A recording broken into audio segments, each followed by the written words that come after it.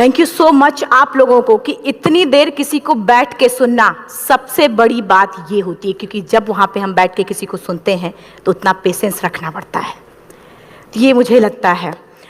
और एक्चुअली मैं 26 साल की हूँ।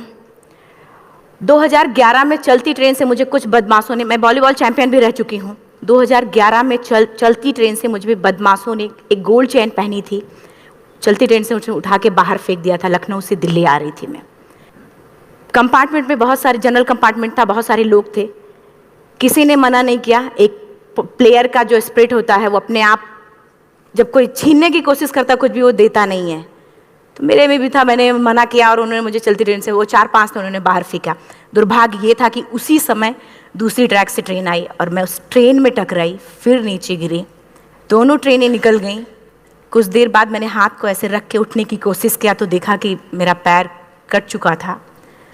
थाई को उठा के देखा, मेरा पैर ऐसे जीन्स में लटका हुआ था, ब्लड फोर्सफुली निकल रहा, दूसरे पैर की हड्डियाँ टूट टूट के बाहर निकल चुकी थी। पूरी रात मैं चिल्लाती रही ट्रैक पे, छोटे छोटे पत्थर होते ऐसे चिल्लाती रही कि कोई बचा ले, कोई नहीं आया बचाने। और जब पूरी रात चिल्लाते चिल्लाते इतना कि मुझे दिखाई भी देना बंद हो गया, जब ट्रेन आता था तो वाइब्रेट होता था।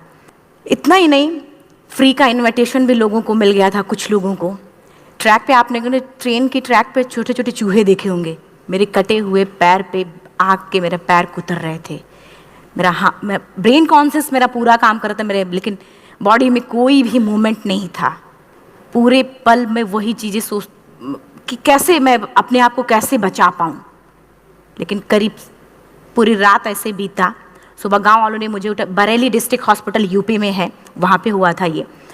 सुबह गांव वालों ने मुझे उठाया, डिस्ट्रिक्ट हॉस्पिटल ले जाके रखा, तो फार्मासिस्ट, डॉक्टर, सीएम जितने लोग थे आपस में बातें कर रहे, अरे हमारे पास तो एनेस्थीसिया नहीं है, ब्लड नहीं है, इसका इलाज शुरू करें तो हम कैसे करें। मुझे भी नहीं दिखाई तो नहीं, लेकिन मेरा सुनाई दे रहा था सब कुछ वहाँ पे। कहाँ से हिम्मत आई मुझ में, मुझे भी नहीं पता। मैंने बोला वहाँ पे कि सर जब मेरा पूरा पैर कटा, तब मैंने इतनी देर रेलवे ट्रैक पे थी, मैं उस चीज़ को बर्दाश्त किया, तो अभी तो आप मेरे अच्छे के लिए मेरे पैर काटेंगे। शायद आपको यकीन नहीं होगा, या फिर कभी आप लोगों ने ये चीज़ नहीं देखी, कोई डॉक्टर या फार्मासिस्ट अपना ब्लड दे के किसी पेशेंट को बचाया। मेरी इस बात को सुनने के बाद वहाँ के डॉक्टर और फार्मासिस्ट दोनों ने एक एक यूनिट ब्लड दिया और मेरे पैर को बिना एनेस्थीसिया अलग कर दिया गया। आज भी मैं उस दर्द को महसूस करती हूँ, जब भी मैं जब बोलती हूँ तब मैं वो चीज़ें महसूस करती हूँ। उसके बाद जब